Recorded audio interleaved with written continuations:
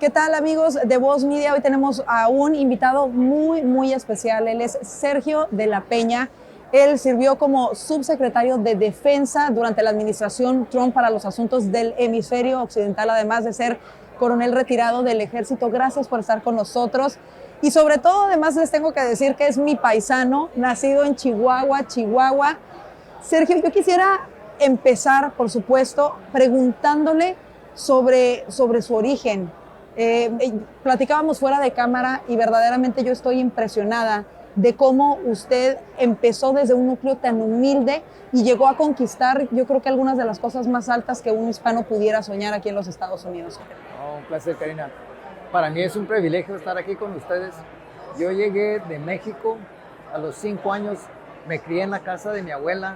Antes de ello, en una casa que tenía un piso de tierra, no teníamos agua dentro de la casa, teníamos una noria, no había electricidad y la cocina se hacía con una estufa de leña. Así que de eso llegamos a los Estados Unidos a los 5 y mi papá era bracero, ya había estado en los Estados Unidos como unos 10 años, él obtuvo su tarjeta verde, nosotros la obtuvimos el 61, entramos a los Estados Unidos por El Paso y nos criamos en el área de Roswell, Nuevo México, pero no en la ciudad, vivíamos en ranchos, así que ese fue mi origen. Empecé a piscar algodón cuando tenía 8 años, hicimos 5 cosechas de algodón, que fue el único trabajo en mi vida que no me ha gustado. Tuve el privilegio de graduarme de la Universidad de Iowa, soy un Hawkeye, y cuando estuve en la universidad tuve la oportunidad de ir al curso de Ranger de paracaidistas como cadete, así que entré al ejército con esas calificaciones. Estuve en el ejército 30 años, trabajé como contratista de defensa y asesor en temas de defensa. Me involucré en la campaña del candidato en aquel entonces Trump y luego estuve en la transición en el Pentágono y después tuve la oportunidad y el privilegio de ser el subsecretario adjunto de Defensa para asuntos del hemisferio occidental, como lo hemos mencionado. Tuve la oportunidad de lanzarme como candidato para ser gobernador de la Mancomunidad de Virginia. No gané, pero aprendí mucho y ahora estamos aquí disfrutando del sueño americano. Yo quisiera preguntarle sobre eso, Sergio. La verdad es que su vida es impresionante, los logros de verdad que usted ha tenido. Quisiera preguntarle, ¿qué cree usted que lo llevó realmente a alcanzar, como usted dice, de crecer en una familia tan humilde hasta llegar a ser secretario o subsecretario de Defensa de los Estados Unidos? Cuando usted voltea para atrás, ¿qué es lo que realmente lo ayudó a llegar hasta una posición tan importante? Yo, todo lo que he obtenido es por la gracia del Señor. La manera en la cual yo llegué a esos cargos no las puedo explicar, salvo que me preparé, tomé ventaja de lo que este país nos ofreció. Mi mamá siempre nos decía, decirlo así, al estilo mexicano, yo no quiero burros en mi casa. Y mi papá decía, el trabajo es la vida. Así que mi papá enfatizaba el trabajo, mi mamá el estudio, pero ambos enfatizaban los dos. Aquí, por ejemplo, cuando yo era candidato para ser gobernador de Virginia, hablaba del experimento americano, que nació en Virginia. La mejor oportunidad para mejorarse uno en la historia de la humanidad, basada en unos principios judeocristianos que producen el sueño americano. Ese sueño americano yo lo he vivido. ¿Tú has vivido el sueño americano? Así es. Hay bastantes que hemos vivido el sueño americano. Si no lo ha vivido, uno conoce a alguien que lo ha vivido. Así es. ¿Cree usted que está cambiando la situación del país? ¿Cómo ve usted la situación del país en este momento? Estamos viendo un movimiento al socialismo que no es tolerable. Va a arruinar lo que es los Estados Unidos. Todo lo que yo tuve la oportunidad de disfrutar en mi juventud se está disminuyendo para nuestros jóvenes hoy en día.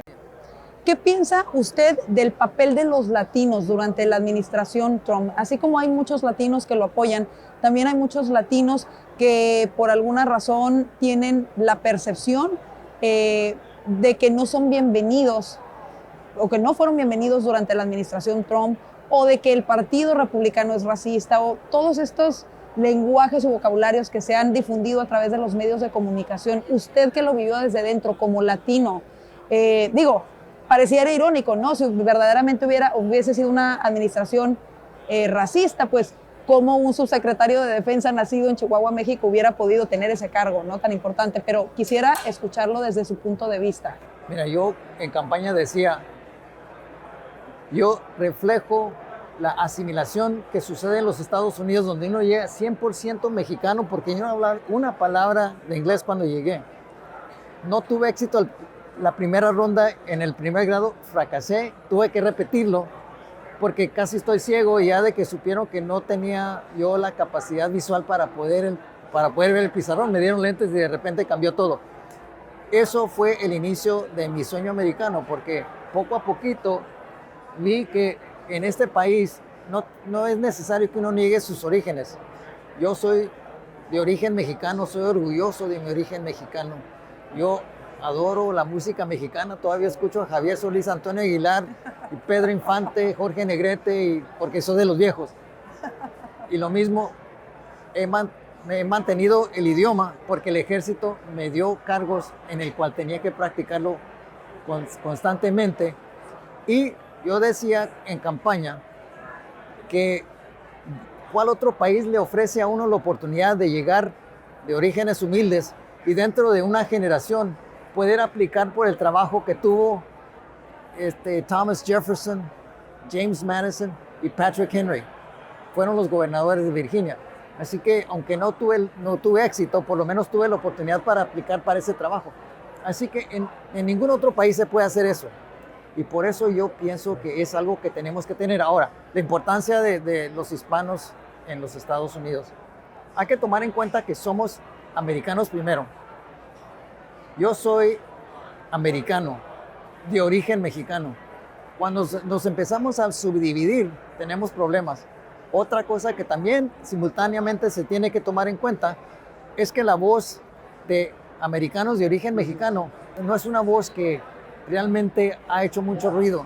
Nosotros hemos estado calmados porque típicamente no es nuestra naturaleza, pero lo que estamos viendo hoy en día con candidatas como Mayra Flores, Mónica de la Cruz, Cassie García, esa es la voz del voto de origen mexicano y es una voz de americanos, porque este país es el único que permite que uno se asimile, empezando de un origen completamente mexicano a completamente americano, sin tener que negar la parte mexicana. Absolutamente. Quisiera preguntarle, porque precisamente estas candidatas, tanto Mayra, Cassie, como usted lo ha mencionado, han recibido muchos ataques. Es verdaderamente vergonzoso ver la manera en la que han sido atacadas por políticos de la izquierda y por medios de comunicación también. ¿A qué cree usted que se debe cuando realmente ellas representan el sueño americano de alguna manera? O sea, de origen mexicano, latino, de orígenes humildes, logrando, en el caso ya, por ejemplo, de Mayra Flores, llegar a ser congresista, la primera congresista nacida en México, y aún así están siendo fuertemente atacadas. No, claro, porque el Partido Demócrata no le gusta que una facción que ellos siempre han controlado de repente diga, ¿sabes qué? A mí no me estás ayudando en nada. Y lo que pasa es que ellos prefieren que tenga gente que es más sumisiva a los deseos de ellos, y ahora eso está cambiando. No nomás en el voto hispano, sino yo pienso que el voto negro también está en la misma situación, porque ellos dicen, ¿qué es lo que me estás dando? Yo no quiero que me den nada, yo lo que quiero es tener la oportunidad. Lo que pasa es que hay gente que sí prefiere que el gobierno le esté regalando algo. Nosotros nos venimos de países latinoamericanos porque siempre se hablaba de que el gobierno va a hacer esto y el gobierno va a hacer esto otro. Aquí es el individuo va a hacer, dentro de sus capacidades, todo lo posible para mejorarse. ¿Qué piensa usted de lo que está sucediendo en el ejército con estos temas de la identidad de género y todo eso? ¿Usted piensa que esto puede debilitar de alguna manera el ejército de los Estados Unidos o que cambia los estándares de exigencia, por ejemplo, de cuando usted se unió para servir al país? Esto es preocupante porque el ejército se trata de disponibilidad, en inglés es readiness. Si uno no está mejorando la disponibilidad de nuestras fuerzas, no estamos enfatizados en lo que realmente es necesario. Cuando tiene uno unas fuerzas armadas poderosas, uno tiene el poder de disuasión. Cuando perdemos el poder de disuasión, nos van a retar. para que uno pueda mantener esa disponibilidad, hay que enfocarse uno en cómo podemos defender nuestro país. Cuando empezamos a enfatizar cosas como eso de género y todo ese tipo de cosas, ¿cómo está uno mejorando la disponibilidad de una Fuerza Armada? Esa pregunta es sencilla y es algo que nuestros líderes deben de tomar en cuenta. Ahora, tienen sus razones, yo no estoy de acuerdo con ellas y yo pienso que si uno va a mantener los niveles de disponibilidad que requiere nuestra patria y tener una fuerza lista para defender a nuestro país, tiene que enfatizar uno las capacidades de combate constantemente, porque vamos a tener enemigos que nos van a retar. Los chinos, los rusos, los iraníes, los coreanos del norte, los grupos terroristas. Hoy en día, los grupos narcotraficantes que han expandido sus negocios, que no incluyen solamente las drogas, sino el trata de personas o cualquier otro negocio que ellos desean tomar. ¿Qué piensa de la situación en la frontera, precisamente? Cuando uno no tiene control de sus propias fronteras, uno no puede existir como país a largo plazo. Ahora, yo entiendo por qué quiere venir la gente aquí, que hay gente que está muriendo llegando a este país. Con razones obvias, quieren venir al país que nos ofrece el sueño americano. Pero tiene que llegar en una manera controlada. Uno nunca sabe quién está entrando. En el primer año entraron como 2 millones. 1,5 millones que sabemos que entraron y otro medio millón que se llaman getaways, la gente que no fue captada, que entró por su cuenta. Vienen dentro de esos grupos un cierto porcentaje, aunque sea mínimo, de gente que quiere provocar daños a los Estados Unidos. Ese es un asunto de seguridad nacional y eso nos debe de preocupar a todos. Entonces, por eso es la importancia de tener un control fronterizo, porque simultáneamente queremos hablar de controlar al pueblo porque todos tienen que tener la vacuna de COVID, pero viene esta gente que puede hacer lo que le da la gana y nadie nos está exigiendo a que tomen vacunas o que tengan control de su salud al entrar a este país. Y no nomás es otra cosa que es muy importante tomarla en cuenta, especialmente para las poblaciones fronterizas. Si uno toma todos los condados fronterizos en los Estados Unidos, si uno tomara esos condados y los formara en un estado, es el estado de menos capacidad de formar a su gente, menos capacidad de darle servicios médicos, servicios educativos y todo lo que típicamente un gobierno puede, porque están poniéndole tanto estrés al sistema que esos condados no tienen los beneficios de ciudadanos americanos. Entonces, gente que está entrando sin control está recibiendo mejores beneficios que la gente que pertenece a esas zonas. Por último, estamos en un año de elecciones importantes de medio término. ¿Qué le diría usted a los hispanos? ¿En qué deben de pensar antes de ir a las urnas? Hay que tomar en cuenta que somos americanos primero y tenemos una voz. A veces, desafortunadamente, dentro de la población de americanos de origen mexicano, no votamos a los niveles que debemos estar votando. Todo lo que estamos viendo hoy en día con la inflación es un impuesto al pobre.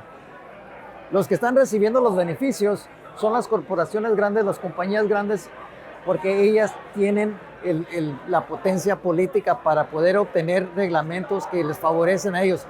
Pero con los precios que estamos teniendo que pagar hoy en día, la gasolina, ¿cuánto nos cuesta? La comida. Tenemos que tomar en cuenta que esos son impuestos al pobre y nosotros no tenemos la capacidad de cobrarle esos precios a nadie, no tiene que pagarlos. Entonces lo que están beneficiando son las corporaciones grandes que están proveyendo estos productos y eso está debilitando al dólar y eso quiere decir que a largo plazo, esto es a más alto nivel, es que los chinos ellos están tomando ventaja de todo lo que está pasando. Disminuimos la capacidad del dólar, que eventualmente pueda hacer que no es la moneda nacional o la internacional que los países favorecen, sino puede cambiar a ser la moneda china y eso sería un fracaso tremendo. Así es. Encantada de haber platicado con usted. Gracias de verdad por compartirnos estas palabras con tanta sabiduría, con tanta experiencia. Gracias por su servicio. Dios lo bendiga y un orgullo de verdad mexicano. Dios lo bendiga. Gracias. Gracias.